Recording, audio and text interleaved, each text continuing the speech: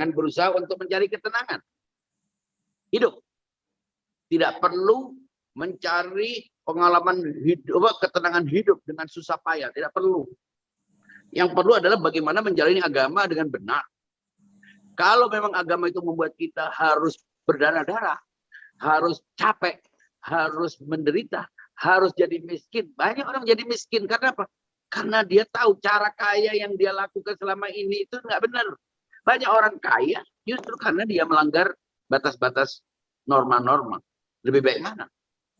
Menjadi miskin karena dia menghindari cara-cara buruk, atau menjadi kaya dengan menerjang semua hal-hal yang buruk. Apakah dia dengan kaya itu kemudian tenang? Banyak orang hidup dengan dia mengumpulkan semua kekayaan, dan karena dia mengumpulkan semua kekayaan, dia abaikan kesehatan jasmani dan rohaninya. Fisiknya hancur karena sibuk ini, marah, emosi, akhirnya fisiknya juga rusak, akhirnya sakit. Sakit, uang yang dipakai yang tujuannya untuk nyaman justru dihabiskan untuk mengobati. Kadang bisa sembuh, kadang justru tidak bisa sembuh. Ini kan absurd. Maka dari itu, yang lebih penting dari itu adalah ketenangan jiwa. Jiwa kita ketika kaya enak, artinya tidak masalah, miskin juga biasa.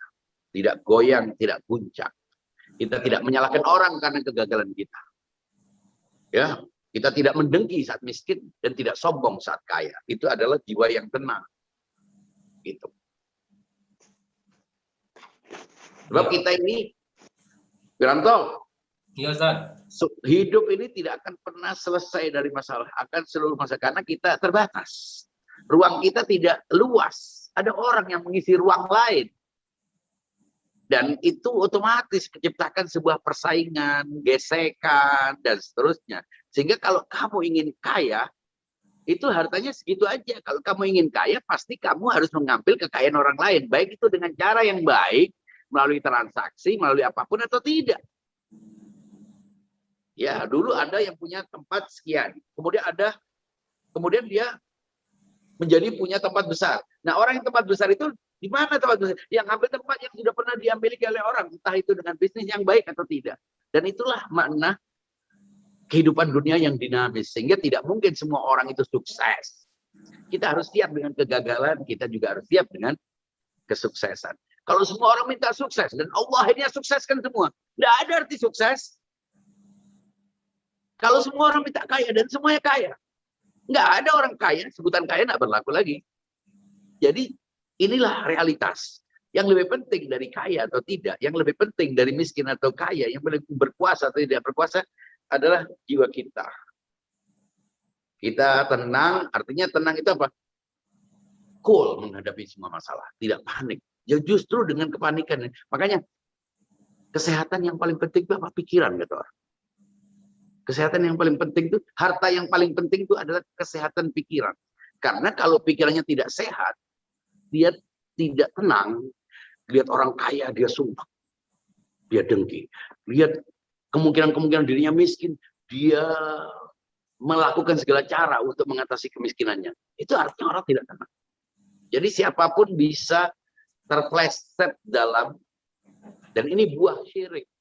Sebab kalau orang beriman tenang, makanya kata iman dan aman itu serumpun. Ya, kalau orang iman beriman itu aman. Aman di mana? Aman dalam hati.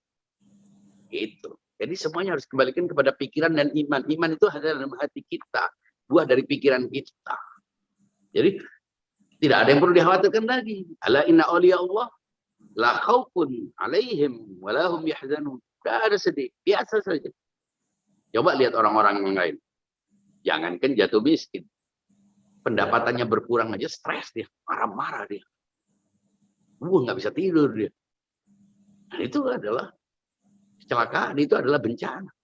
Tidak semua harta itu adalah karunia, bisa jadi bencana. Gitu. Dan Allah menjanjikan, apakah kau mengira akan masuk surga?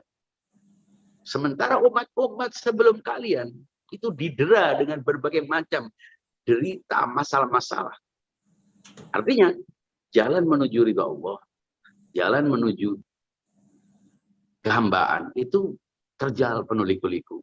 Dan makin banyak masalah, itu berarti Anda diuji. Dan makin diuji, berarti peluang untuk naik kelasnya terbuka. Tapi orang yang tidak punya masalah, hidupnya tenang, aman-aman saja. Oh, jangan-jangan dia termasuk orang yang tidak mendapatkan kesempatan untuk naik kelas. Jadi, nikmati hidup ini dengan jiwa yang tenang. Bukan kita memburu hidup yang tenang. Bukan mencari keselamatan. Orang kalau ingin selamat, orang nggak mau bersikap. Cenderung ambigu, cenderung oportunis, menyenangkan semua orang. Dia nggak mau bersikap ini benar. Misalnya. Tapi orang yang mengikuti hukum agama, mengikuti hukum akal, dia akan tegas terhadap yang mana yang baik, yang mana yang buruk. Meskipun itu teman, dia akan katakan, Anda salah. Anda tidak benar tindakan Anda. Ini salah. Tapi kalau orang ingin aman, ingin disukai orang, ingin diterima semua orang, dia akan menjadi hipokrit. Dia akan benarkan semua orang. Itu adalah orang yang tidak punya prinsip. Orang yang tidak punya komitmen terhadap agama dan akal sehat. Jadi, jangan menghindari, jangan takut bila ada yang membenci. Jangan risau bila ada yang tidak menyukai. Jangan gelisah bila keinginan kita tidak diharapkan. Imam Hussein berkata, andaikan semua keinginan kita itu terwujud, lalu apa arti surga? Andaikan semua kezaliman yang kita terima itu dibalas, lalu apa arti neraka? Jadi orang yang cenderung mencari ketenangan di dunia itu terduga tidak percaya akhirat. Tidak percaya kehidupan akhirat yang disitulah pengadilan hakiki. Disitulah Allah menunjukkan yang baik akan mendapatkan pahala, yang zalim, yang buruk dan semua keburukan, apalagi kezaliman terhadap sesama. Pasti selama dia tidak mendapatkan maaf dari yang dizalimi dan tidak dimaafkan oleh Allah, dia pasti akan mendapatkan balasannya. Untuk itu kita meyakini agama. Untuk itu kita mau menjalani kehidupan dengan semua masalah-masalahnya, dengan keterbatasan. Kalau kita sudah tidak percaya akhirat, tidak percaya Allah, untuk apa kita membatasi diri kita, kehidupan kita, gerak kita dengan aturan-aturan? Lepas saja, langsung saja, los. Tidak perlu puasa, berhaus-haus, berlapar-lapar, nggak usah. Nggak percaya akan ada dibalas. Itu semuanya absurd. Maka dari itu, jangan-jangan kalau kita menginginkan semuanya terwujud di dunia, terduga tidak percaya akhirat, dan itu masalah besar.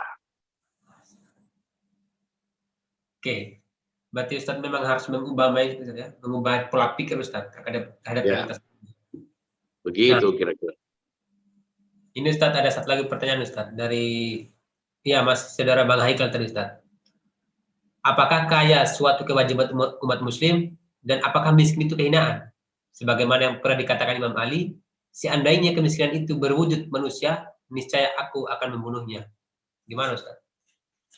Imam Ali bilang, fakir itu bukan kemiskinan. Jadi ada beda antara fakir dan miskin. Fakir itu ada dua macam juga. Fakir itu kebutuhan. Butuh itu artinya fakir. Jadi orang yang tidak bisa memenuhi kehidupannya itu disebut fakir. Ada dua, mengapa orang tidak bisa memenuhi kebutuhan hidupnya. Ada yang memang dia tidak punya kemampuan untuk memenuhi kebutuhannya. Ada yang malas. Ya, ada yang tidak bisa, ada yang tidak mau. Nah, orang yang tidak bisa memenuhi kebutuhan hidupnya harus dibantu.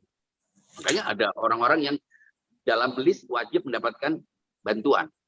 Yaitu orang-orang, bukan itu ucapan Imam Ali. Kemudian ada fakir karena dia malas. Nah, orang-orang ini tidak layak untuk dibantu. Seperti yang katanya kita tidak boleh bantu orang-orang yang ngamen-ngamen.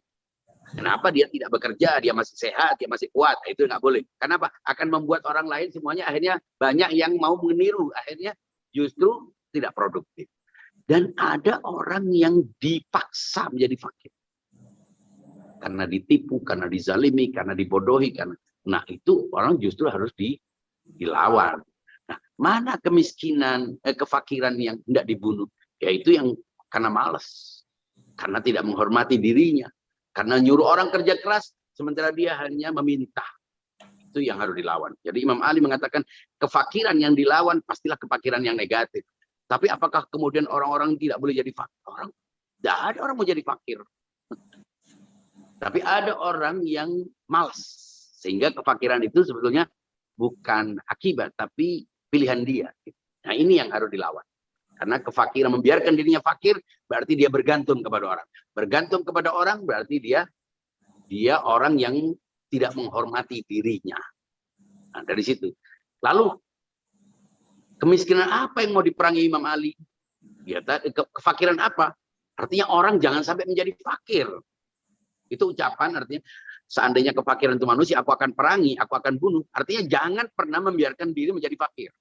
Butuh kepada orang. Anda mungkin miskin, mungkin Anda tingkat kesejahteraannya rendah, pendapatan Anda sedikit. Tapi jangan mau Anda bergantung kepada orang. Itu kan etos kerja, membangun semangat untuk bertahan hidup dengan kemampuan diri sendiri. Ibaratnya daripada minta orang, lebih baik kita masak rumput. Kan rumput belum kena, belum ada yang jual, belum ada yang ngasih harga. Rumput bisa dimasak. Ibaratnya begitu. Daripada kita harus menghinakan diri kita. Laukan al-faqru rajulan laqatal. Dan itu isyarat juga kepada orang yang memiskinkan orang. Banyak orang yang sebetulnya bukan miskin, bukan fakir, tapi dimiskinkan. Karena apa? Karena kerakusan, karena ketamaan, karena orang-orang yang ingin menguatkan dirinya, memperkaya dirinya dengan memiskinkan orang lain. Nah, ini yang harus dilawan. Baik itu berupa sistem maupun orang.